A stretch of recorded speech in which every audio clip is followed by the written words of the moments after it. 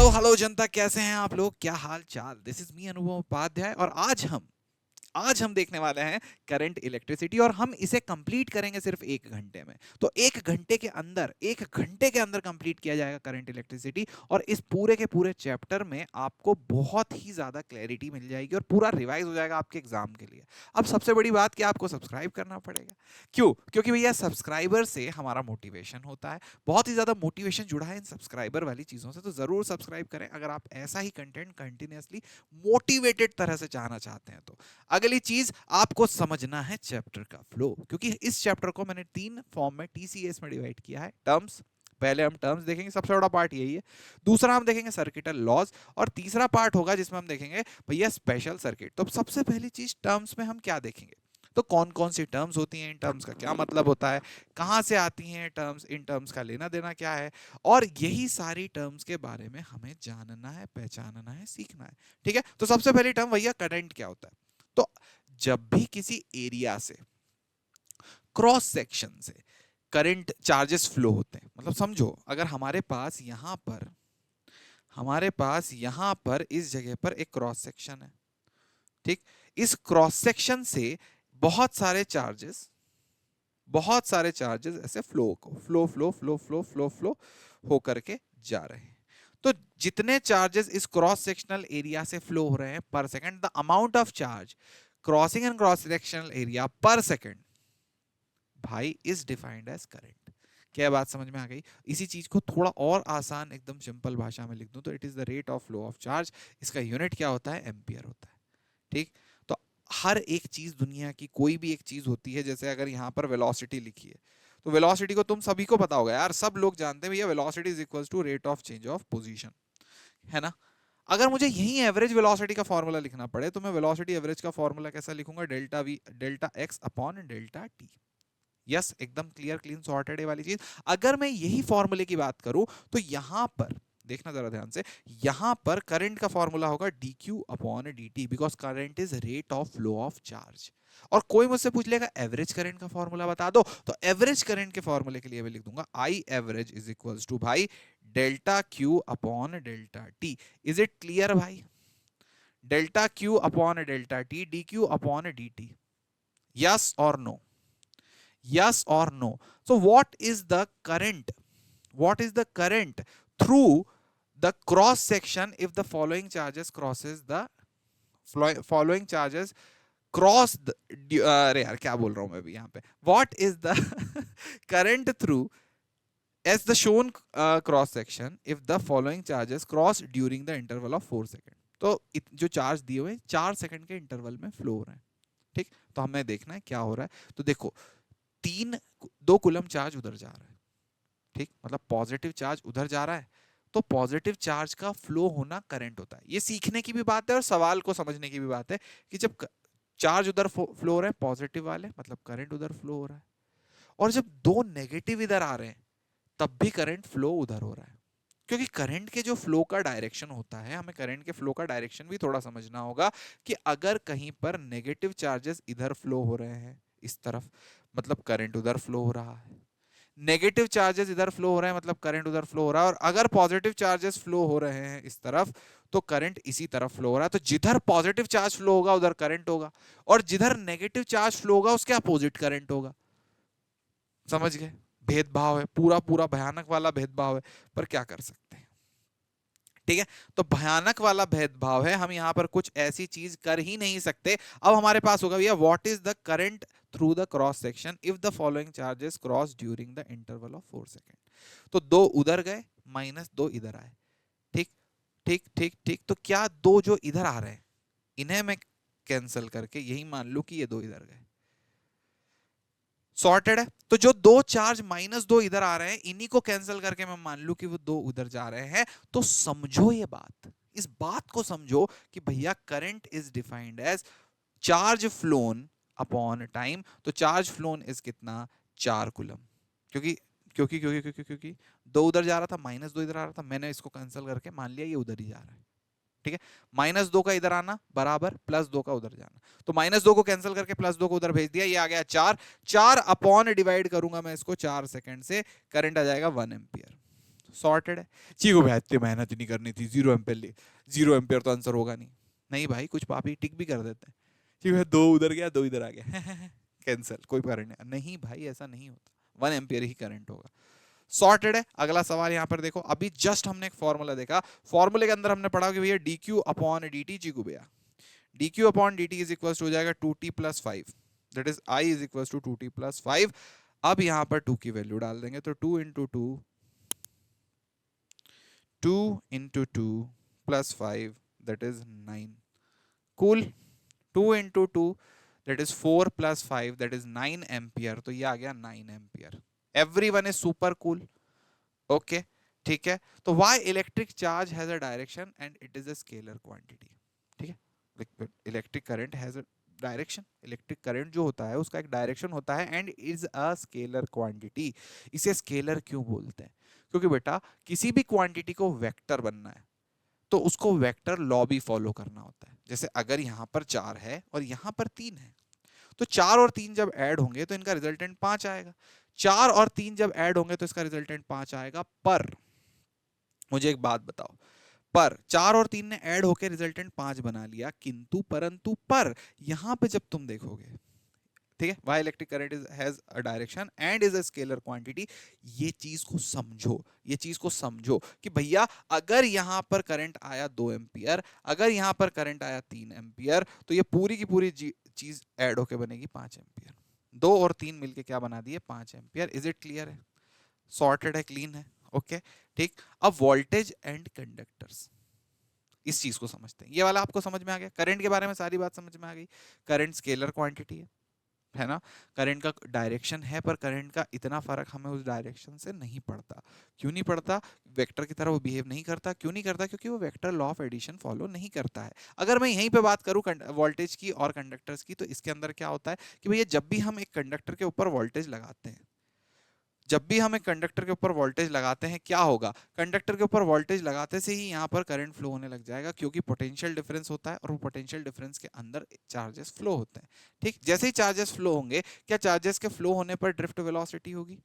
क्या चार्जेस के फ्लो होने पर ड्रिफ्ट वेलोसिटी होगी? ड्रिफ्ट वेलोसिटी कितनी होती है? तो जरा देखते हैं कि चार्जेस के ऊपर एक फोर्स लगा, देखना यहाँ पर एक चार्ज है, इसके ऊपर एक फोर्स लगा।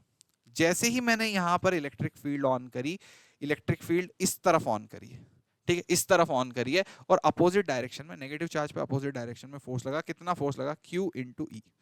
यहाँ देखना, अपोजिट इस पे फोर्स लगा। अब ये फोर्स कितना है? ये फोर्स है E इंटू कैपिटल ई। सॉर्टेड। E इंटू कैपिटल इसका फोर्स है, तो भैया E इंटू कैपिटल इसका फोर्स है, इसका एक्सिलरेशन कितना है? बताना जरा ध्यान से, इसका एक्सिलरेशन कितना है? E into capital E upon M. Sorted, okay. तो ये इसका एक्सिलरेशन है। अगर मुझे इसका वेलोसिटी चाहिए तो ड्रिफ्ट वेलोसिटी आ जाएगा, ध्यान से देखना, इसका जो ड्रिफ्ट वेलोसिटी आ जाएगा, ड्रिफ्ट वेलोसिटी आ जाएगा E capital E upon M multiplied with time, tau. Sorted. ये वाली चीज हमारे पास क्या आ गई? Drift velocity. ड्रिफ्ट वेलोसिटी को याद रखने का फॉर्मूला चीको भैया, v is equal to T capital E upon M, okay. इसी के बाद बेटा अगली चीज आ जाएगी ड्रिफ्ट वेलोसिटी। ड्रिफ्ट वेलोसिटी मतलब धीरे धीरे वेलोसिटी के अंदर इस चीज को बहना। अगली चीज आती है मोबिलिटी। अब मैं सबके फॉर्मूले बताऊंगा, डेरिवेशन नहीं बताऊंगा। ड्रिफ्ट वेलोसिटी के बाद आती है मोबिलिटी। मोबिलिटी क्या होती है? मोबिलिटी बोलते हैं यार चिकू भैया, ड्रिफ्ट वेलोसिटी में से इलेक्ट्रिक फील्ड निकाल दो। ड्रिफ्ट वेलोसिटी में से इलेक्ट्रिक फील्ड अगर तुम निकाल दोगे तो जो चीज बचेगी टेम, ये होगी मोबिलिटी, ठीक है। तो drift velocity per unit electric field is defined as mobility. ऐसा क्यों करा? क्योंकि बेटा अलग अलग मटेरियल के अंदर जब हम इलेक्ट्रिक फील्ड ज्यादा करेंगे तो ऑब्वियसली ज्यादा चार्ज फ्लो होगा, ज्यादा ड्रिफ्ट वेलोसिटी होगी। तो मैं अगर किसी चीज की ड्रिफ्ट वेलोसिटी ज्यादा है तो ज्यादा इलेक्ट्रिक फील्ड की वजह से भी तो हो सकती है। अगर किसी के अंदर ड्रिफ्ट, कोई बोलेगा इसके अंदर ड्रिफ्ट वेलोसिटी 10 है, कोई बोलेगा इसके अंदर ड्रिफ्ट वेलोसिटी 20 है, तो अगर दोनों के अंदर इसके अंदर इलेक्ट्रिक फील्ड कम है, उसके अंदर इलेक्ट्रिक फील्ड ज्यादा है, तो ऑब्वियसली उसके अंदर ज्यादा होगी। पर हम इसीलिए देखना चाहते हैं कि कौन सा किसके अंदर, अगर दोनों को सेम इलेक्ट्रिक फील्ड दें, दोनों के पास सेम इलेक्ट्रिक फील्ड हो, तो पर यूनिट इलेक्ट्रिक फील्ड किसके पास ज्यादा वेलोसिटी होगी, ड्रिफ्ट वेलोसिटी, वो हम पता लगाना चाहते हैं। मतलब हम मोबिलिटी पता लगाना चाहते हैं। तो मोबिलिटी पता लगाने के लिए हम लिखते हैं drift velocity per unit electric field that is equal to टेम। करंट तो आपको पता ही है, करंट का फॉर्मूला आ जाता है, ठीक है, करंट का जो फॉर्मूला है, पूरा डेरिवेशन करने के बाद करंट का फॉर्मूला हो जाता है एन, ध्यान से देखना, करंट का फॉर्मूला जाएगा एन, एन किसके, एन को हम मल्टीप्लाई करेंगे एन ए, या फिर मैं आपको फॉर्मूले का सीधा ट्रिक बता देता हूँ, ठीक। करंट का जो फॉर्मूला आएगा, वो करंट के फॉर्मूले में जो वैल्यूज आएंगी वो आएगी I is equals to V ना, वी ई एन ए। अब ये वी ई कौन सी है, ड्रिफ्ट वेलोसिटी। ई क्या है, ई क्या है, चार्ज ऑफ इलेक्ट्रॉन। एन क्या है, number of free electron, number of free electron per unit volume, ठीक है, पर मीटर क्यूब, ऐसे लिख देता हूं, number of free electron per metre cube. A है एरिया, इस वायर का एरिया। ड्रिफ्ट वेलोसिटी, इलेक्ट्रॉन का charge, number of free electron per unit, sorry per unit metre volume, और उसके बाद है हमारे पास एरिया। सॉर्टेड। ओम्स लॉ, इसी चीज के बाद हम पढ़ते हैं Ohm's law. Ohm's law is equals to V is equals to I R. ये कैसे आता है, तो जब हम आई में वीडी की वैल्यू रख देते हैं, वीडी इज इक्वल्स टू टीम, और इसमें भी ई की वैल्यू हम V by L, delta V by L रख देते हैं। तो जब इसमें ये रखा, इसमें ये रखा, सबको मिला दिया, तो यहाँ पर एक ओम्स लॉ बनता है, Ohm's is equals to V, Ohm is equals to V is equals to I R, जिसमें आर की वैल्यू हो जाती है रोला, ठीक है, आर की जो वैल्यू होती है वो होती है रोला, और इसमें रेजिस्टिविटी की जो वैल्यू होती है वो होती है, ध्यान से देखो, ये आर की वैल्यू हो जाती है रोला, रेजिस्टिविटी की जो वैल्यू होती है, ये रेजिस्टिविटी की वैल्यू के लिए फॉर्मूला आता है मैं अपॉन नीट। जी भैया, ई स्क्वायर क्यों नहीं लिखा, फिर ई स्क्वायर क्यों नहीं लिखा, फिर अच्छे से ना ऐसे मैं अपॉन नीट वाली स्कीम नहीं बनती, ई स्क्वायर भी लिख सकते हो, पर M upon neat. Sorted, clear. Resistivity की बात करेंगे, यही मैंने आपको बात बताई, resistivity rho is equals to M upon neat. Okay, क्या डायमेंशन पे डिपेंड कर रही है, नहीं, ये तो मटेरियल पे डिपेंड करती है। करंट डेंसिटी, करंट डेंसिटी क्या होता है भैया, current upon area that is J, ठीक है, current upon area that is J. Every single one of you, are you guys understanding? Okay okay okay, सारे डेरिवेशन हमने लगभग स्किप करें इसमें, क्योंकि सिर्फ 60 मिनट में कवर करना है, मैंने सिर्फ फॉर्मूले बताए।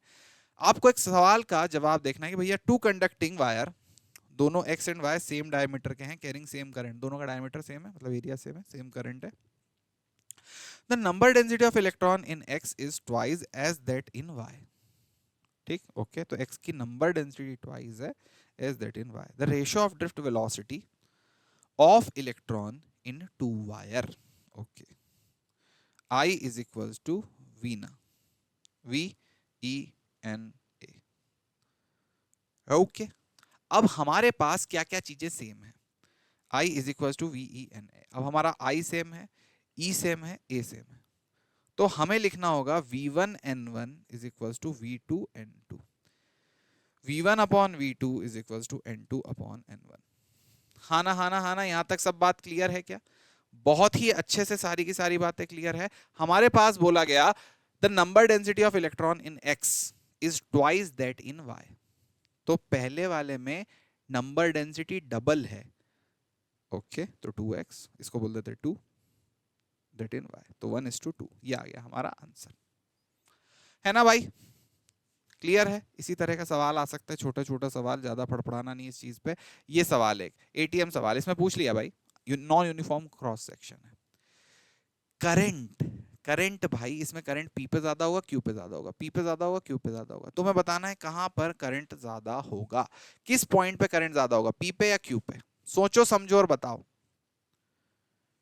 देखो जल्दी से। तो भैया यहाँ पर हमेशा करंट हर जगह पर सेम होगा, इधर इधर, क्योंकि जितने चार्ज इधर से एंटर हो रहे हैं उतने ही चार्ज इधर से निकल रहे हैं, ठीक।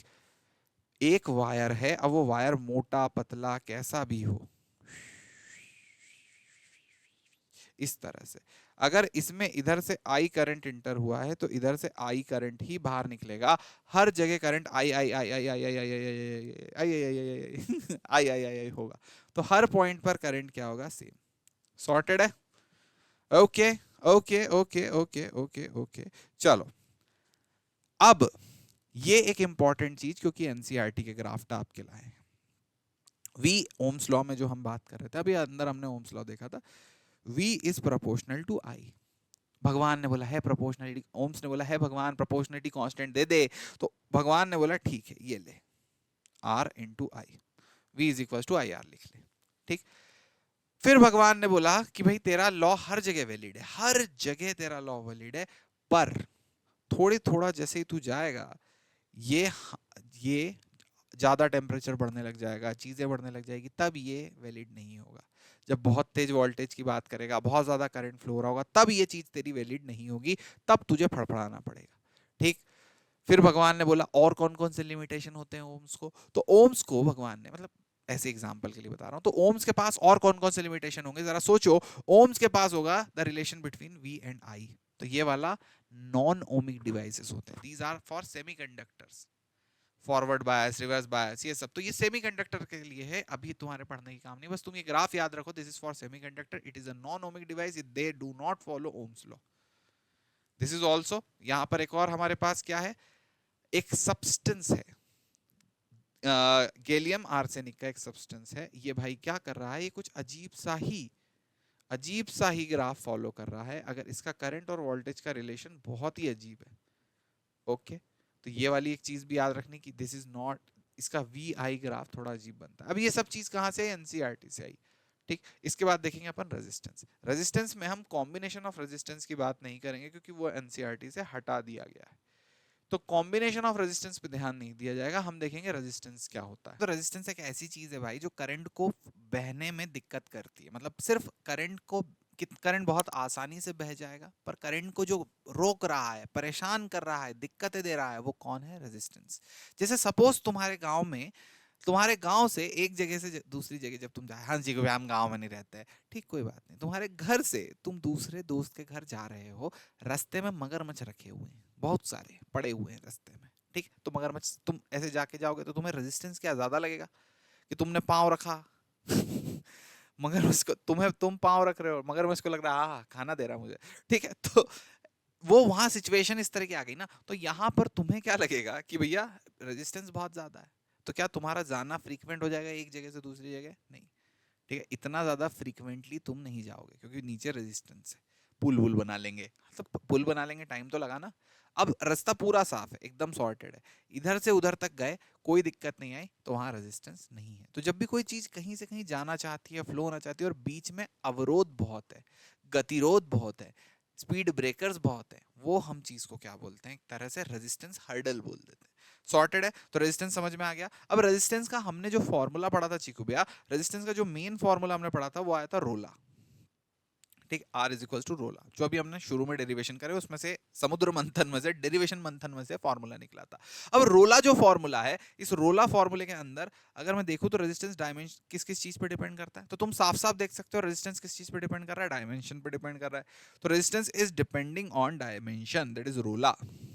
ये बात क्लियर है, एल और ए पे डिपेंड कर रहा है। अब कैसे डिपेंड कर रहा है डायमेंशन पे, इसको भी जरा समझ लेते हैं। दो तरह से डिपेंड करता है रेजिस्टेंस, दो तरह से डायमेंशन पर डिपेंड करता है। एक तो भैया अगर स्ट्रेच हो रहा है तो, एक तो क्या हो रहा है, अगर स्ट्रेच हो रहा है तो हमारे पास यहां पर एक ऑब्जेक्ट है, ठीक, इस ऑब्जेक्ट को हमने फोर्स लगा करके स्ट्रेच करा, ठीक है, मतलब ऐसे करके एक इसको स्ट्रेच करके लंबा कर दिया, ये ऐसे है, इसको स्ट्रेच करके ऐसे मैंने लंबा कर दिया, तो ये वाला क्या कर रहा है, ध्यान से देखो भैया, ये जो ऑब्जेक्ट है, इस ऑब्जेक्ट ने क्या किया, ये जो ऑब्जेक्ट है, इस ऑब्जेक्ट की लेंथ l थी, मैंने यहां पर स्ट्रेच करके सपोज 2l कर दी, ठीक है, स्ट्रेच करके इसे लंबा किया, ठीक।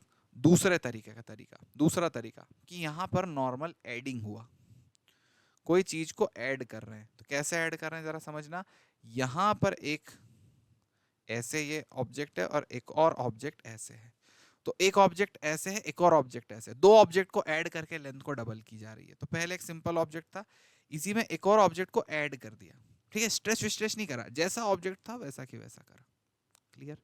अब इन दोनों चीजों में क्या होता है, डायमेंशन पर रेजिस्टेंस डिपेंड करता है। इस वाले में जब स्ट्रेच करा तो वॉल्यूम क्या रहेगा, सेम। इस वाले में जब मैंने स्ट्रेच करा तो A into L is equals to constant, मतलब वॉल्यूम क्या रहने वाला है, सेम रहने वाला है। अगर मेरे पास यहां पर एक रेजिस्टेंस है तो रेजिस्टेंस को मैं लिखूंगा रो, समझ गए, एल अपॉन ए, ओके। ध्यान से देखना, अगर मैं ऊपर नीचे ए और ए से मल्टीप्लाई कर दूं तो resistance is equals to rho volume upon A square, ठीक है, rho volume upon A square, that is resistance is inversely proportional to A square. Yup भैया, क्लियर है, resistance is inversely proportional to A square. Are you guys understanding this?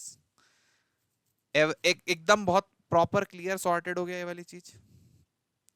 अगली बात ध्यान से देखना भाई, अगली बात, resistance is equals to, resistance is equals to, अगर लिखा है रोला, है ना, और हमने से स्ट्रेच करा, वॉल्यूम कांस्टेंट की बात तभी कर रहे हैं जब स्ट्रेच हुआ है। अब यहां पर देखो रोला है, इसमें मैंने ऊपर नीचे एल से मल्टीप्लाई कर दिया, इसमें क्या हो गया, इसमें resistance is equals to rho L square upon volume. अब ये वॉल्यूम फिर कांस्टेंट है, तो क्या मैं resistance is proportional to L square लिख दूं? तो यहाँ पे resistance is proportional to A square, resistance is proportional inversely proportional to A square, resistance is proportional to L square. ये दोनों ही बात आपको बहुत अच्छे से क्लियर हो गई। तो जब स्ट्रेच करा जा रहा है तब तब तब directly proportional to inversely proportional to A square, directly proportional to L square हो रहा है। पर अगर ये वाला केस है, जब ऐड कर रहे हैं, इधर इधर ऐड कर रहे हैं, तो सीधी सीधी बात, resistance is proportional to length, resistance is inversely proportional to area, that's it. एकदम clear, clean sorted, yes okay. समझ में आ गया भैया, डायमेंशन वाला खेल आपको समझ में आ गया। The resistance of a wire, ठीक है, या फिर wire of a resistance R is stretched, ठीक है, कैसे stretch to the double its length, its new resistance will be, तो इसकी लेंथ को डबल कर दिया, कैसे, ऐड करके डबल करा, स्ट्रेच करके डबल करा, स्ट्रेच करके, तो resistance is going to be proportional to L square, that is इसका जो आर है, तो R dash is going to be proportional to 2l का स्क्वायर। सॉर्टेड है, तो R dash is equals to 4, R dash is equals to, ऐसे इन दोनों का रेशियो ले लेता हूं, R upon R dash is equals to 1 upon 4, R dash is equals to 4r। Yes, are dash is equals to 4r, इसका answer आ जाएगा C. Everyone, are you guys super duper sorted about this? ठीक है, चले आगे बढ़े भैया। एक और सवाल आपके पास, ये सवाल स्क्रीनशॉट ले लो, सोच लो, समझ लो, ठीक है, क्या करा गया है, अच्छे से समझ लीजिए, समझ लीजिए बहुत अच्छे से, ठीक। सिंपल सिंपल सी चीजों के अंदर फॉर्मूला डालना है और कमेंट करके बताना है। If length and if radius, मैं वही सॉल्व कर देता हूं, if radius and length of a wire are made 4 times, it's resistivity will become, नहीं चेंज होगी भाई, क्योंकि रेजिस्टिविटी मटेरियल पे डिपेंड करती है, रेजिस्टिविटी मटेरियल पे डिपेंड करती है। याद है रेजिस्टिविटी का formula, R is equals to rho L. अब तुम ये कितना भी, मैंने पढ़ाते टाइम में बताया था कि रेजिस्टिविटी मटेरियल लेंथ पर डायमेंशन पर डिपेंड नहीं करती, ये मटेरियल पर डिपेंड करती है। तो लेंथ को, एरिया को डबल कर भी दोगे तो वो कोई काम की नहीं है। Yup, everyone is super duper sorted भाई इस चीज पे, ठीक है। तो रेजिस्टेंस दूसरी किस चीज पे डिपेंड करता है, मटेरियल पे, ये अभी जस्ट हमने क्वेश्चन देखा, दैट इज रेजिस्टिविटी रोला, ठीक। ओके ओके, इसके बाद तीसरी चीज जिस पे रेजिस्टेंस डिपेंड करता है, that is temperature. Resistance always depends on what, temperature. Resistance का मूलभूत आधार जिस पे रेजिस्टेंस डिपेंड कर रहा है, that is going to be temperature. Okay, तो भैया क्यों, क्योंकि करंट बहता है तब हीट लॉस होते हैं, हीट लॉस होने में ही वो गर्म होकर अपना रेजिस्टेंस चेंज कर लेता है। ओम्स लॉ का एक्सपेरिमेंट अगर आपने स्कूल वगैरह में करा होगा तो टीचर हमेशा ये बोलते हैं, ओ भाई तुम तो भाई सेटअप चला करके छोड़ देते हो, पढ़ते ही नहीं हो बिल्कुल, ये एक्सपेरिमेंट की रीडिंग गलत आ जाएगी। क्यों गलत आ जाएगी? क्योंकि सेटअप चला के छोड़ दिया, करंट बहता जा रहा है, बहता जा रहा है, बहता जा रहा है। अब उसमें हो क्या रहा है कि भैया करंट जैसे ही जैसे बहता जा रहा है, तो रेजिस्टेंस के अंदर से जब करंट जाता जा रहा है, जाता जा रहा है, जा रहा है, हीट प्रोड्यूस हो रही है। अब वो हीट प्रोड्यूस होने से टेम्परेचर चेंज हो रहा है, सॉरी रेजिस्टेंस चेंज हो रहा है, क्योंकि टेम्परेचर पर रेजिस्टेंस डिपेंड करता है। ठीक है, क्लियर? ओके, अब मुझे बताओ कि ये जो टेम्परेचर है, ये जो टेम्परेचर है, ये जो टेम्परेचर है, टेम्परेचर टेम्परेचर पर कैसे डिपेंड करता है? तो हम बात करेंगे भैया रेजिस्टेंस कुछ चेंज हो जाता है, कितना चेंज होता है, दैट डिपेंड्स ऑन कितना टेम्परेचर का चेंज है। रेजिस्टेंस कितना चेंज होता है, दैट डिपेंड्स ऑन कितना टेम्परेचर का चेंज है। रेजिस्टेंस कितना चेंज होता है, दैट आल्सो डिपेंड्स ऑन कि इनिशियली रेजिस्टेंस कितना था। ओके, तो delta R is equals to R initial alpha delta T, delta R is equals to R initial alpha delta T. Cool, clear, sorted. अच्छा, delta R को लिख देंगे are final minus R initial, R initial alpha delta T R final is equal to R initial 1 plus alpha delta T. Cheeku भैया ये सब क्या करवा दिया, कोई बात नहीं, तुम सिर्फ ये दो चीज याद रखो और बाद में याद रख लो कि ये प्रोपोर्शनलिटी जो थी इसी को ही कांस्टेंट बना दिया। चीकू भैया अल्फा है क्या, इसे बोलते हैं thermal coefficient of resistivity. Thermal coefficient of resistivity. Everyone, are you guys understanding it? It is the thermal coefficient of resistivity. और सिर्फ रेजिस्टेंस, जैसे मैंने अभी ये रेजिस्टेंस के लिए डिराइव करा, आप रेजिस्टिविटी के लिए भी सेम चीज लिख सकते हो। क्लियर है? अब ये ग्राफ एनसीईआरटी से टापे गए, ग्राफ के अंदर क्या है कि टेम्परेचर, रेजिस्टेंस टेम्परेचर के ऊपर कैसे डिपेंड करता है, सबका एक जैसा डिपेंड नहीं करता। यहां पर हमारे पास अलग अलग चीजें। सबसे पहले हमारे पास कौन है, कॉपर है। ठीक है, तो कॉपर की रेजिस्टिविटी ऐसे चेंज हो रही है, कॉपर की रेजिस्टिविटी का अपना अलग चल रहा है ग्राफ। ठीक, रेजिस्टिविटी एक नॉर्मल है भैया, किस चीज की रेजिस्टिविटी है हमारे पास, रेजिस्टिविटी ऑफ नाइक्रोम। तो यहाँ देखो नाइक्रोम की रेजिस्टिविटी एकदम ऐसे जा रही है। ठीक, कोई दिक्कत नहीं, एकदम सीधी सुंदर स्वच्छ शाकाहारी तरह से आगे की तरफ बढ़ रही, मस्त है ऐसे नाइक्रोम की रेजिस्टिविटी। अब यहीं पे एक आखिरी ग्राफ है सेमीकंडक्टर्स का। ठीक है, तो टेम्परेचर और रेजिस्टिविटी का जो इनका रिश्ता है वो इस तरह से होता है, जैसे जैसे टेम्परेचर बढ़ेगा रेजिस्टिविटी कम होती जाएगी, किसमें, सेमीकंडक्टर्स में। क्लियर है? बाकी दोनों में रेजिस्टिविटी बढ़ रही है। कूल, समझ में आया भैया? एक और चीज कि टेम्परेचर पर रेजिस्टिविटी और किस तरह से डिपेंड करती है। तो यहां पर आपको देखना भैया कि टेम्परेचर पर रेजिस्टिविटी का डिपेंड करने का तरीका है कि अगर मैं टेम्परेचर बढ़ाऊं, ध्यान से देखना, रेजिस्टिविटी में अगर मैं टेम्परेचर बढ़ाऊं तो ये जो टाउ है ये कम होगा। अगर मैं टेम्परेचर बढ़ाऊं तो टाउ क्या होगा, कम होगा। टाउ होता क्या चीज है, रिलैक्सेशन टाइम। मतलब एक इलेक्ट्रॉन दौड़ के गया, एक कॉलिजन करा, फिर दौड़ के गया, एक कॉलिजन गया, उसके बीच का जो समय है वो है रिलैक्सेशन टाइम। पर आग लगा दी, टेम्परेचर बढ़ा दिया, अब इलेक्ट्रॉन और तेज दौड़ रहा है ना, तो जब इलेक्ट्रॉन और तेज दौड़ेगा, जब इलेक्ट्रॉन और तेज दौड़ेगा तो टाउ क्या होगा, और कम होगा। तो जब टेम्परेचर और ज्यादा, टाउ और कम, टाउ और कम, तो रेजिस्टिविटी और ज्यादा। तो टेम्परेचर कम करने पर, टेम्परेचर बढ़ा देने पर टाउ कम हो जाता है, रेजिस्टिविटी बढ़ जाती है। सॉर्टेड है प्राणियों? क्लियर है? ये एक सवाल है। सवाल बोल रहा है भैया resistance of a metal is 20 ohm in is 40 degree Celsius. ठीक है, तो 20 ओम है किस पे, 40 डिग्री सेल्सियस पे। At 60 degree Celsius the possible value of resistance will be. जल्दी बताओ। चीकू भैया बहुत खतरनाक सवाल है, ये तो कैसे होगा, हमसे हमारी जान निकल जाएगी, इन दोनों में से कौन सा से? अरे भाई 40 डिग्री पर 20 है तो 60 डिग्री पर बढ़ेगा ना, बढ़ेगा ना, मेटल का वायर है, 40 पे 20 है तो 60 पे 20 से तो ज्यादा होगा, तो आंसर 20 से ज्यादा होगा ना पापी प्राणी। ओके चलो, यहां पे बोल दिया कि करंट इधर से आ रहा है और यहाँ खाली वायर है, तो ये आई की वैल्यू कितनी होगी? अरे पापियों आई की वैल्यू 0 होगी।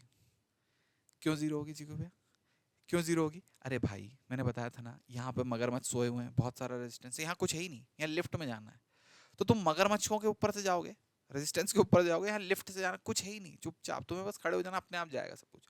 तो यहाँ देखो, इधर से इधर, इधर से इधर, ये वाला जो रास्ता है, ये रास्ता कौन सा वाला भाई, ये रास्ता वो वाला है जिस रास्ते पर, ये वाला रास्ता वो वाला है जिस रास्ते पर कोई भी अवरोध नहीं है। तो सारा की सारा करंट, सारे चार्जेस इधर से फ्लो के जाएंगे, इसमें कोई करंट नहीं जाएगा, तो इसका करंट होगा 0। क्लियर है? चलो, तो हमने रेजिस्टेंस का पढ़ा। रेजिस्टेंस का कॉम्बिनेशन ऑफ रेजिस्टेंस हम नहीं पढ़ेंगे क्योंकि हमारे सिलेबस में नहीं, पर हम कॉम्बिनेशन ऑफ सेल जरूर पढ़ेंगे।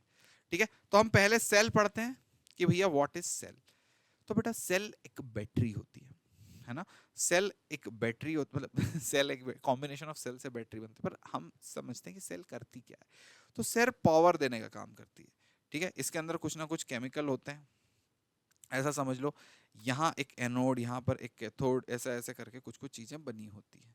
तो यहाँ पर हमारे पास सपोज एक एनोड है, यहाँ पर हमारे पास सपोज एक कैथोड है, दो तरह की चीजें हैं, एक एनोड और एक कैथोड।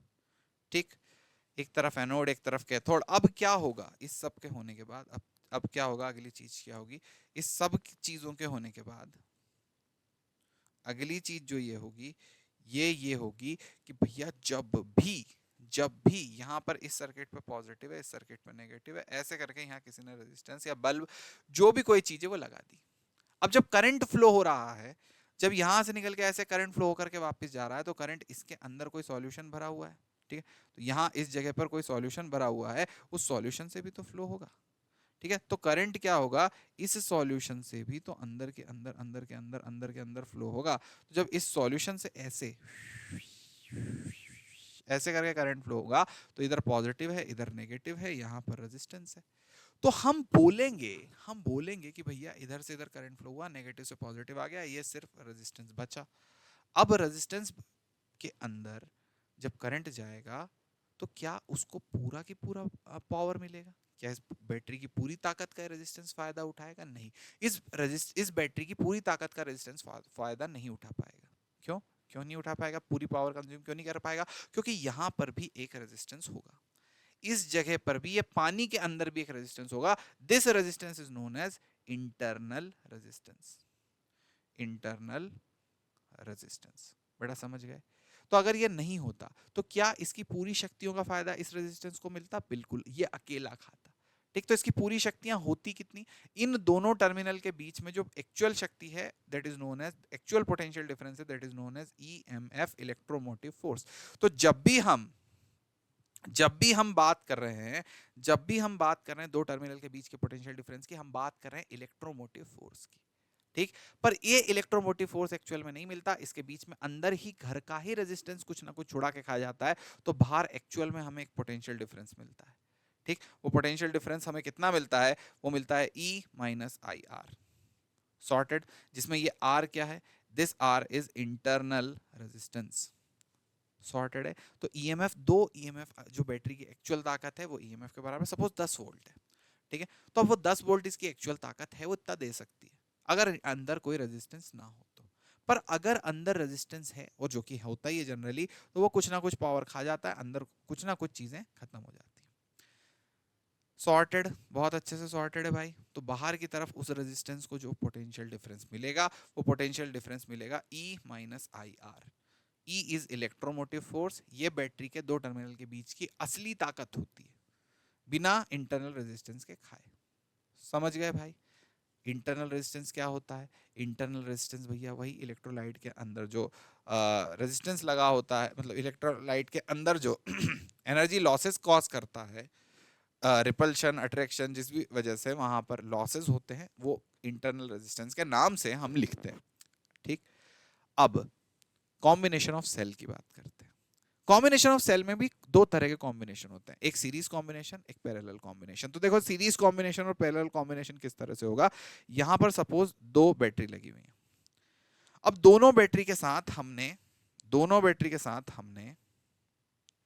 दोनों ही बैटरीज के साथ हमने रेजिस्टेंस भी, मतलब ये रेजिस्टेंस ऑब्वियसली इसका इंटरनल है, हम बाहर दिखाते हैं, है एक्चुअल में वो यहाँ, तुम खुद समझ लो, है एक्चुअल में वो यहाँ, पर यहाँ दिखाएंगे नहीं ना, अजीब लगेगा, गंदा सा लगेगा, यहाँ दिखाते हैं बाहर, ठीक है। तो इसके जस्ट बगल में लगा हुआ है, हम इंटरनल रेजिस्टेंस की तरह ही ट्रीट करेंगे, इसे लिख देंगे 5 ओम, इसे लिख देंगे 1 ओम, इसे लिख देंगे 6 ओम, इसे लिख देंगे 2 ओम, सॉर्टेड। अब इसका इक्विवेलेंट कितना होगा, तो ये 5 और 6 दोनों को ऐड करा, 5 और 6 दोनों को ऐड करा, ये आ गया 11, ठीक, 1 और 2 दोनों को ऐड करा, ये आ गया 3, 5 और 6 आ गया 11, 1 और 2 आ गया 3, क्या है बात बहुत अच्छे से क्लियर है तुम्हें, बहुत अच्छे से क्लियर है। ऐसे ही सीधा सीधा कंबाइन कर देना, कोई कोई गड़बड़ है ही नहीं, कोई लोचा लफड़ा है ही नहीं। 5 और 6 को ऐड करके 11, 1 और 2 को ऐड करके 3, दैट्स इट। समझ गए, ये है सीरीज कॉम्बिनेशन। एक तुम्हारे लिए दे देता हूं, बहुत सिंपल सा सवाल, देखो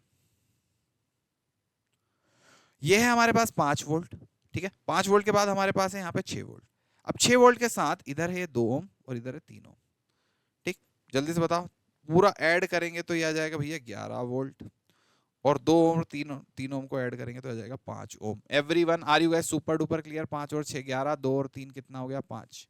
यप, ये था हमारा कॉम्बिनेशन सीरीज में। अब बात करते हैं कॉम्बिनेशन पैरेलल में।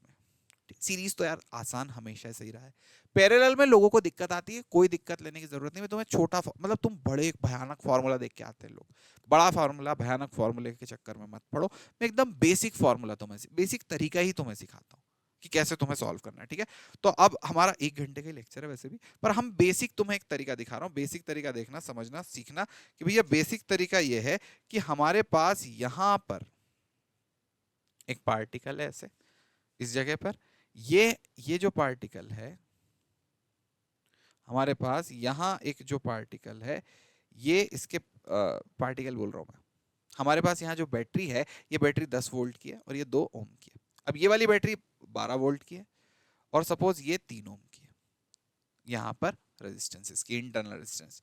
अब हमसे पूछ लिया कि भैया एक बैटरी बताओ, ठीक है, इन दोनों को एक बैटरी में कन्वर्ट कर दो कि एक बैटरी जो इक्विवेलेंट बैटरी होगी वो कैसी होगी, और उसका इक्विवेलेंट रेजिस्टेंस भी बताओ, है ना, ठीक है, इक्विवेलेंट रेजिस्टेंस भी बताओ। तो हम लिखेंगे भैया सीधी सीधी बात, पहला स्टेप देखो, सबसे पहले स्टेप में हम लिखेंगे E1 bye R1 plus E2 bye R2, okay, मतलब 10 by 2 plus 12 by 3, 10 by 2 12 by 3, हाँ या ना, तो 10 बाय 2 कितना होगा भाई 5, 12 बाय 3 कितना होगा भाई 4, 10 बाय 2 इज 5, 12 बाय 3 इज 4, तो ये कितना हो जाएगा 9। ठीक ठीक ठीक ठीक ठीक ठीक, तो ये चीज क्या आ गई, ये चीज आ गई E equivalent upon R equivalent. तो 9 जो आया E equivalent by R equivalent का रेशियो आया, है ना। आगे देखते हैं, आगे देखते हैं, अब हम लिखेंगे R, ठीक, तो R देखना 1 by R is equals to 1 by 2 और 3, तो मैं R इक्विवेलेंट निकालने के लिए लिखूंगा R equivalent is equals to 2 into 3 upon 2 plus 3, that is 6 by 5। Yup yup yup yup yup, तो E equivalent by R equivalent 9 है, R इक्विवेलेंट 6 बाय 5 है, E equivalent by R equivalent 9 है, R equivalent 6 by 5 है, okay, ठीक। अब हमें पता है E equivalent by R equivalent is equals to 9, R equivalent is 6 by 5, तो E इक्विवेलेंट की वैल्यू होगी 9 इंटू 6 बाय 5, खच 9 इंटू 6 बाय 5, तो ये हो जाएगा 94 by 5। Are you guys understanding this यार? जल्दी बताइए, हर बात क्या बहुत अच्छे से आप लोगों को क्लियर हो गई?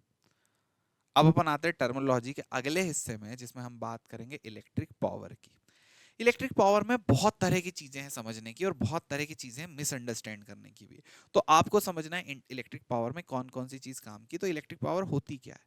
इलेक्ट्रिक पावर ये होती है कि भैया जो रेजिस्टेंस है वो एनर्जी स्टोरिंग डिवाइस नहीं है। जैसे बहुत तरह के डिवाइस होते हैं, कैपेसिटर होता है, इंडक्टर होता है, ये स्टोर कर लेते हैं एनर्जी। लेकिन रेजिस्टेंस का काम बहुत खतरनाक है, रेजिस्टेंस खाएगा, रेजिस्टेंस बस खाएगा।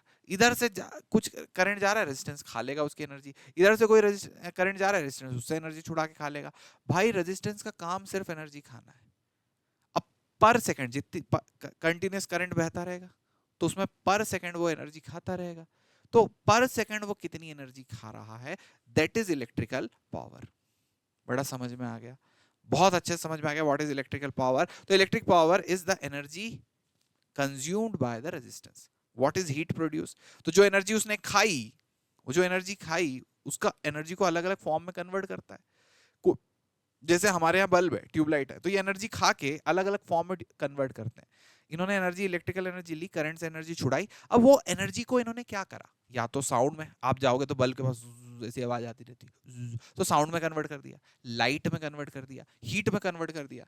अब हम मान रहे हैं कि रेजिस्टेंस सिर्फ हीट में कन्वर्ट कर रहा है, जैसे इलेक्ट्रिकल रॉड होती है, वो रेजिस्टेंस सिर्फ सिर्फ सिर्फ एनर्जी को किस में कन्वर्ट कर रहा है, हीट में कन्वर्ट कर रहा है। क्या ये बात समझ में आ गई? ये जो रेजिस्टेंस है, it is converting the energy in the form of heat. Resistance जो है, it is converting the energy in the form of heat.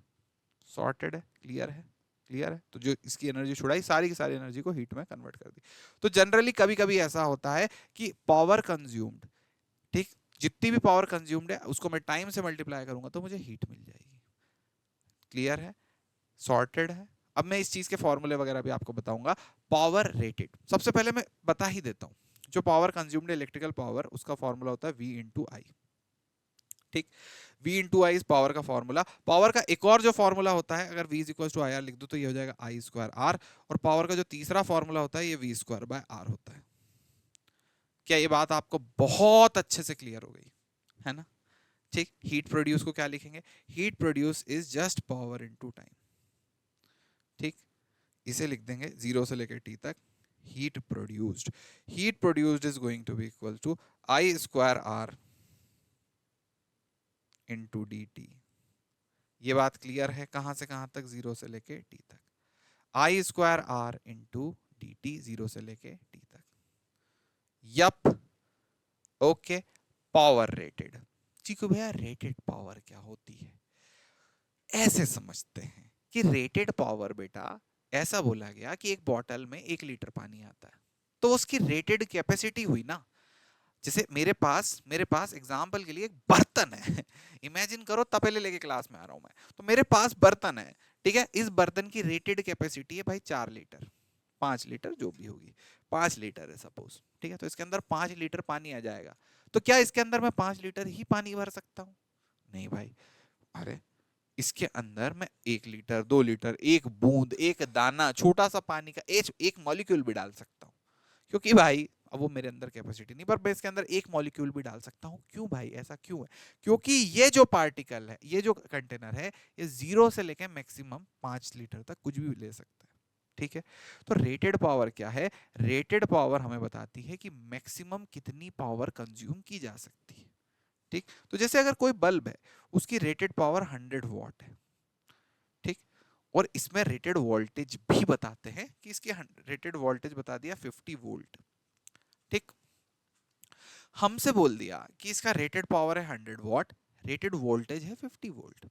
तो मुझे एक बात बताओ, मुझे एक बात समझाओ कि क्या ये हमेशा इतना ही कंज्यूम करेगा? नहीं। इसका मतलब है कि जब आप इसे 50 वोल्ट का वोल्टेज दोगे तो ये 100 वॉट पावर कंज्यूम करेगा, 50 वोल्ट का वोल्टेज दोगे तो 100 वॉट पावर कंज्यूम करेगा। अच्छा, ओके, ठीक है, अभी समझ में आया। अगर मैं इसी चीज की, क्या इस चीज से मैं बल्ब का रेजिस्टेंस निकाल सकता हूँ? हाँ, कैसे निकाल सकते हो? Power is equal to V square by R. तो पावर रेटेड है, वोल्टेज रेटेड है, तो ये दोनों रेटेड है, मतलब जब इतना लगा दूंगा तो इतना करेगा ही करेगा। तो क्या रेजिस्टेंस निकल सकता है? बिल्कुल निकल सकता है। ये हो जाएगा वी आर का स्क्वायर अपॉन पी आर। बड़ा समझ गए? ये हो जाएगा वी आर का square upon P R, voltage rated का स्क्वायर अपॉन पी आर। यहां से हमारे पास क्या निकल जाएगा? रेजिस्टेंस। तो पावर रेटेड का मेन काम क्या हो गया?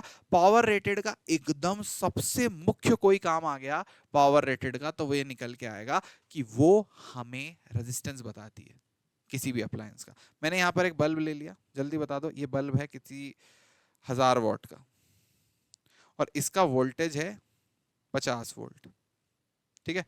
तुम्हें बताना है इसका रेजिस्टेंस कितना है। तो ये रेटेड पावर और रेटेड वोल्टेज के यूज से आप इसका रेजिस्टेंस निकाल सकते हो, क्योंकि रेजिस्टेंस निकालने से चीजें आसान हो जाती हैं।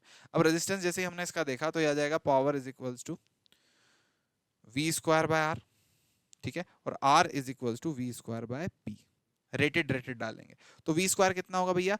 वी स्क्वायर हो जाएगा 50 इंटू 50 अपॉन पी की जगह नीचे डाल देंगे 1000, तो 2500 अपॉन 1000, तो ये चीज आ जाएगी 2.5 ओम। रेजिस्टेंस इज इक्वल टू 2.5 ओम, इसका रेजिस्टेंस 2.5 ओम, ठीक। अब पावर कंज्यूम्ड क्या है? तो पावर कंज्यूम्ड होती है कि एक्चुअल कोई रेजिस्टेंस कितनी पावर कंज्यूम कर रहा है।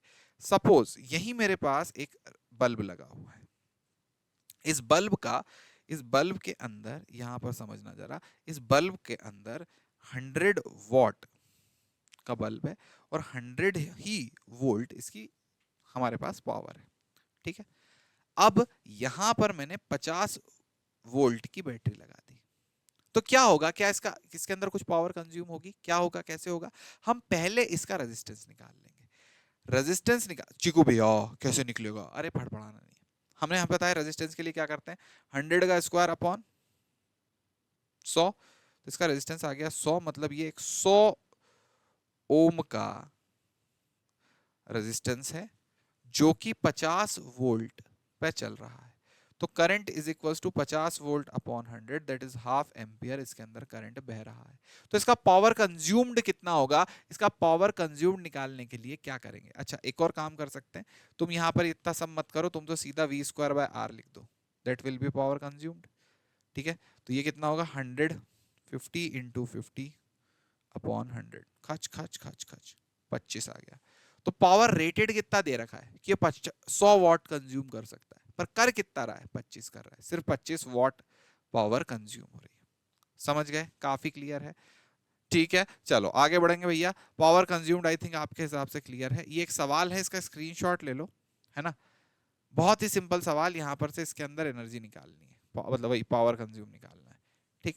सर्किटल लॉस समझते हैं। सर्किटल लॉस के अंदर क्या होगा, किरचॉफ लॉ भी तीन तरह के होते हैं। What is circuit? सर्किट के अंदर अपन दो तरह के किरचॉफ, सॉरी दो तरह के होते हैं ना, तीन तरह गलती से निकल गया। यहाँ देखो दो तरह के हमारे पास लॉ होते हैं, एक Kirchhoff junction law, Kirchhoff voltage law. सबसे पहली बात क्या होता है भैया, सर्किट क्या होता है? तो जब भी एक एलिमेंट या एक वायर का इस तरह से किसी ने कुछ बनाया है जो पूरा एक कंप्लीट राउंड हो रहा है, जिसमें करंट पूरा की पूरा फ्लो हो सकता है, पूरा लूप है, उस चीज को हम बोलते हैं सर्किट। उसके अंदर इलेक्ट्रिक डिवाइसेस, बैटरी, कोई पावर सोर्स, कोई पावर के resistor, capacitor, inductor, energy store करने वाली चीजें वो सब लगी होंगी। That is known as circuit. Circuit में जंक्शन क्या होता है? जहां पे तीन जगह पॉइंट मिलते हैं। अब जंक्शन का एक जंक्शन लॉ होता है। जंक्शन लॉ बहुत ही सिंपल है। वो कहता है कि अगर इधर से एक एम्पियर आया, इधर से एक एम्पियर आया और इधर से भी एक एम्पियर आया, तो ये पॉसिबल नहीं है कि 3 एम्पियर एक जगह पे आए। ठीक है, इसका मतलब ये होगा कि इधर से अगर 1 एम्पियर आया और इधर से 1 एम्पियर आया, तो इधर से -2 एम्पियर आएगा। इधर से I1 आया जो कि 1 एम्पियर है, इधर से I2 आया जो कि 1 एम्पियर है, तो इधर से माइनस जो प्लस I3 आएगा वो -2 एम्पियर आएगा। मतलब ये 2 एम्पियर इधर चला जाएगा। इधर -2 एम्पियर आया मतलब 2 एम्पियर उधर चला गया। समझ गए क्या? इधर -2 एम्पियर आया मतलब 2 एम्पियर उधर चला गया। ये बात तुम्हें बहुत अच्छे से क्लियर है क्या? ओके, बहुत अच्छे से क्लियर है। I1 plus I2 plus I3 किसका, इसका समेशन किसके बराबर हो जाएगा? 0 के बराबर। ओके, क्लियर है? यही है जंक्शन लॉ कि तीन तरफ से या 100 तरफ से जितने भी डायरेक्शन है, सब तरफ से आने वाले करंट का सम क्या होता है? 0, क्योंकि एक ना एक तरफ से तो वो वापस जा रहा होता है। इसके बाद आता है, अच्छा ये जो जंक्शन लॉ है किस चीज पे बेस्ड होता है? ये बेस्ड होता है कंजर्वेशन ऑफ चार्ज पे। इसके बाद आता है वोल्टेज लॉ। वोल्टेज लॉ किस चीज पे बेस्ड होता है? तो भैया क्रिचॉफ वोल्टेज लॉ जो है हमारे पास, क्रिचॉफ वोल्टेज लॉ जो है हमारे पास, ये क्रिचॉफ वोल्टेज लॉ किस चीज पे बेस्ड होगा? तो क्रिचॉफ वोल्टेज लॉ बेस्ड होगा एनर्जी कंजर्वेशन पे। ठीक है, एनर्जी कंजर्वेशन पे कैसे? कि जैसे एक बैटरी है यहाँ पे, और इस बैटरी से हम दूसरी बैटरी तक ऐसे जा रहे हैं, और यहाँ पर कुछ 2 ओम का रेजिस्टेंस है, ये 1 ओम का रेजिस्टेंस, और यहाँ पर इस तरह से ये ए है और ये बी है, सॉर्टेड ए है बी है। तो जब हम इधर से इधर गए, इधर से इधर गए, तो सपोज ये 5 वोल्ट है, ये 3 वोल्ट है, तो यहाँ पे समझो इधर से इधर गए तो ये आ गया, ए से चलते चलते चलते चलते चलते चलते जा रहे हैं और ये उतर के नीचे आ गया, तो दिस इज -5 वोल्ट। जब हम बैटरी पे से बड़े से छोटे पे आ गए मतलब उतर गए, बड़े से छोटे पे आ गए मतलब उतर गए। सॉर्टेड है? ठीक है, तो हम यहाँ पर लिख लेंगे वोल्टेज ऑफ ए इस जगह पर। इधर से चलते चलते गए, मैं क्रिचॉफ वोल्टेज लॉ बता रहा हूँ कैसे काम करता है। तो यहाँ पर देखो ए थे, चलते चलते चलते गए, बड़े से छोटे पे आ गए, हमने लिख दिया -5। 1 एम्पियर है तो 2 × 1, तो हम लिख देंगे -2 × 1। ठीक, फिर इधर 3 है, चलते चलते चलते गए और नीचे उतर गए, चलते चलते गए नीचे उतर गए, 3 से इधर आए, दैट इज -3, और फिर इधर चलते चलते गए, दैट इज 1 × 1 प्लस VB। यहाँ पे पहुंच गए तो ये कितना आ गया? Plus VB। ओके, क्लियर है? या फिर ऐसा बोल दें कि is equals to VB, plus VB नहीं, इज इक्वल्स टू VB, क्योंकि हम यहाँ पहुंच गए ना, तो ये जो भी करा है ये इसके बराबर है, VB के बराबर, क्योंकि अब यहाँ पहुंच चुके हैं। अब देखो, अगर मुझे VB माइनस VA निकालना है तो VB माइनस VA निकालूंगा, that is VBA। VB minus VA निकालना तो that will be VBA। -5 -2 -7 -3 10 -11, answer आ जाएगा -11। ठीक, सॉर्टेड है, क्लीन है, क्लियर है? तो भैया कैसे पता चला कैसे जाना है? तो बैटरी में इधर से इधर जाते हैं, इधर से इधर जाएंगे तो पोटेंशियल कम होगा, इधर से इधर जाएंगे तो बढ़ेगा। ठीक, करंट की दिशा में अगर ये 1 एम्पियर है और ये 2 ओम है, तो 1 एम्पियर का करंट 2 ओम के रेजिस्टर से पास हो रहा है, तो अगर मैं इधर से इधर जाऊंगा तो 2 वोल्ट पोटेंशियल घटेगा, इधर से इधर जाऊंगा तो 2 वोल्ट पोटेंशियल घटेगा, इधर से इधर आऊंगा तो 2 वोल्ट पोटेंशियल बढ़ेगा। ये चीज तुम्हें पता होनी चाहिए, एकदम बेसिक सिंपल सी चीज है। यही सारी चीजें यहाँ पर दे रखी है। ओके भैया, किरचॉफ वोल्टेज लॉ किस चीज पर बेस्ड होता है भैया? It is based on conservation of energy. ठीक, ओके, सॉर्टेड है। एक सवाल मैं इसी तरह का आपको करने के लिए दे रहा हूं।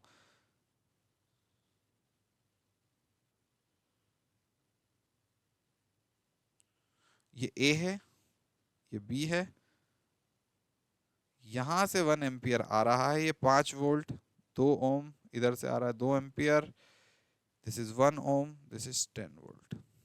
ठीक है, तो मैं वी और वीबी के बीच का पोटेंशियल डिफरेंस बताना है। ठीक, यहाँ पर देखें किरचॉफ जंक्शन लॉ किस चीज पे, अच्छा फिर से ही आ गया क्या भाई, भैया एनर्जी पे बेस्ड है, बता तो दिया तुम्हें। अब यह है किरचॉफ जंक्शन लॉ का सवाल। इसमें तुमसे पूछ लिया, बहुत ही आसान, बहुत ही सिंपल, बहुत ही सरल सा सवाल है। इसमें तुमसे पूछ लिया कि देखो इतना, इधर से 15 एम्पियर आ रहा है, इधर से 5 आ रहा है, इधर से 3 आ रहा है, इधर कितना जा रहा होगा। अब देखो कि ये पूरा की पूरा एक मान लो, इस गोले को एक मान लो, अंदर देखो ही मत। तुम देखो इस गोले के अंदर इधर से 15 जा रहा है, इधर से 3 जा रहा है, इधर से 5 जा रहा है, तो 15 और 5 20, और 3 23, तो इस तरफ 23 निकल रहा है, इस तरफ 23 एम्पियर करंट निकल रहा है। Yes, cool, sorted. हाँ चीकू भैया, इतना तो आ गया, इतना बड़े अच्छे से समझ में आ गया। चलो आगे बढ़ते हैं। आखिरी चीज, इस पूरे चैप्टर को बहुत छोटा कर दिया, काफी सारी चीजें यहाँ से भी डिलीट हो गई है, तो इस पूरे चैप्टर को छोटा करने के बाद अब एक आता है आखिरी में स्पेशल सर्किट, जिसका नाम है wheat stone bridge. Wheat stone bridge है क्या? तो देखो इस तरह के दिखने वाली एक इस तरह के दिखने वाली एक अजीब सी संरचना को हम व्हीट स्टोन ब्रिज बोलते हैं। ठीक है, इस तरह से दिखने वाली संरचना को हम व्हीट स्टोन ब्रिज बोलते हैं। ठीक, अब ये व्हीट स्टोन ब्रिज एक्चुअल में दिखता कैसा है?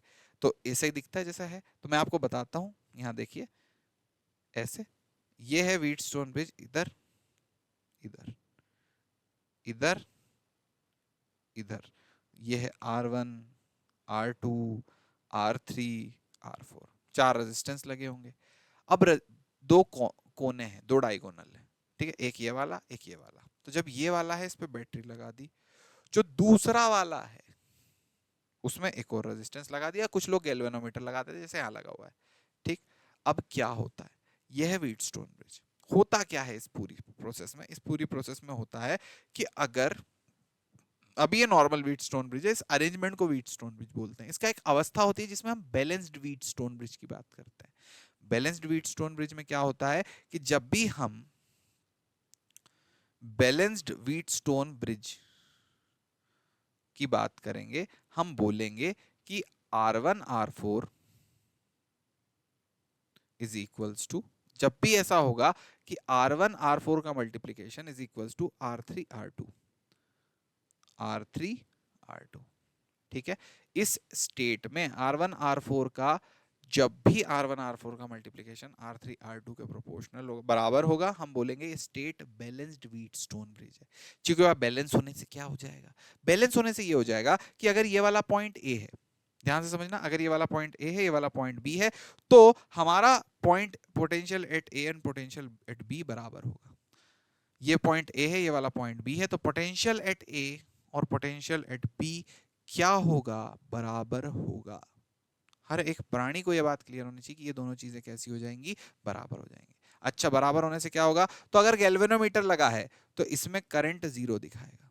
अगर रजिस्टर लगा है तो वो कोई काम का नहीं, उसको निकाल दो, लगा दो, कोई फर्क नहीं पड़ता। तो व्हीट स्टोन ब्रिज का यही एक फंडा है कि अगर वो बैलेंस्ड हो गया, बैलेंस्ड हो गया, तो फिर ये जो दो पॉइंट है, इन दो पॉइंट के बीच में कोई भी पोटेंशियल डिफरेंस नहीं बचता।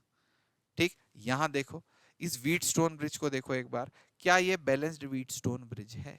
क्या ये व्हीट स्टोन ब्रिज है? हाँ बिल्कुल। इसको, जो व्हीट स्टोन ब्रिज नॉर्मल होता था, उस बेचारे को ऐसे टिल्ट कर दिया, बस ऐसे ही तो टिल्ट करा है, समझ रहे हो? ठीक है, क्लियर है? अब देखो इसका कितना होगा, 4 into 3 that is 12, 6 into 2 again 12, 4 into 3 12, 6 into 2 12, मतलब ये क्या हो गया? एक व्हीट स्टोन ब्रिज हो गया। इस भाई को हटा देंगे, समझ गए? This is a wheat stone bridge. अगला वाला देखें, क्या ये भी एक व्हीट स्टोन ब्रिज है? अच्छे से देख लो भाई, क्या ये भी एक व्हीट स्टोन ब्रिज है?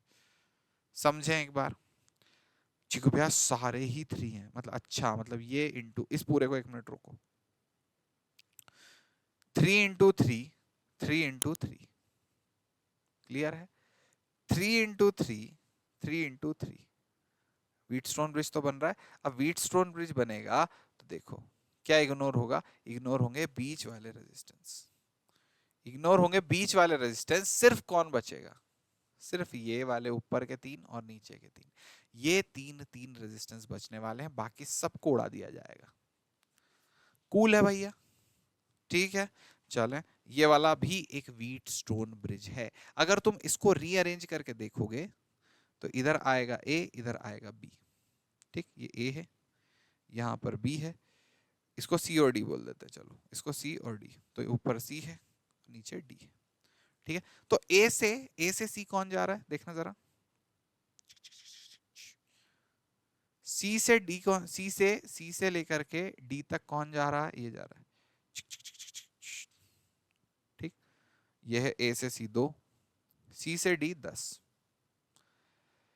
और ए से लेके बी तक। अब ए से लेके बी तक कोई जा रहा है क्या, ए से लेके बी तक तो कोई नहीं जा रहा, सी से लेके बी तक जा रहा है, तो हाँ देखो सी से लेके बी तक ये जा रहा है, इसे लिख दो 4, सॉर्टेड है। अब ये जो बीच में डी है, डी से सी कोई जा रहा है, डी से सी हाँ जा रहा है, डी से ए कोई जा रहा है, बिल्कुल जा रहा है, 4 जा रहा है, ये गया ना, डी से ए तक ये 4, बड़ा समझ में आया। अब डी से बी कोई जा रहा है क्या, डी से बी भी एक जा रहा है, उसका नाम है 8। तो देखो 8 इंटू 2, 4 इंटू 4, 8 इंटू 2 भी 16, 4 इंटू 4 भी 16, ये भाई इग्नोर हो गए, ए और सी सेम पॉइंट पर आ गया, ठीक। अब तुम्हें कमेंट करके बताना है क्या ये व्हीटस्टोन ब्रिज है, जल्दी से बता दो क्या ये व्हीटस्टोन ब्रिज है, जल्दी जल्दी जल्दी जल्दी जल्दी, मैं बताता हूं। देखो ये एक पेज, एक पेपर के पेज की तरह है, ठीक, मैं करके दिखा रहा हूं देखना। जैसे सपोज ऐसे एक व्हीटस्टोन ब्रिज होता है ना, सपोज इस तरह का एक व्हीटस्टोन ब्रिज होता है, और इसका एक पन्ना मोड़ के ऐसे रख दिया जाए, ठीक, एक पन्ने को मोड़ के इस तरह से रख दिया जाए, दिस इज व्हीटस्टोन ब्रिज, ठीक है, this is Wheatstone bridge, yup yup yup, समझ गए भाई, क्या ये व्हीटस्टोन ब्रिज की तरह काम कर रहा है, बिल्कुल उसी तरह से ये काम कर रहा है, इमेजिनेशन आपकी आ जानी चाहिए। आई होप यार आपको ये पूरा की पूरा चैप्टर समझ में आ गया होगा, है ना, सारी की सारी इंपॉर्टेंट बातें मैंने कवर कर दी, बहुत ज्यादा क्वेश्चन हम 1 घंटे के लिए नहीं कर रहे थे, हमने बस थ्योरी को, हर थ्योरी के हर पॉइंट को टच करने की कोशिश करी है, ठीक है। तो यहीं तक था जो था, दिस इज मी चीकू भैया, signing off, bye bye, good night, Tata.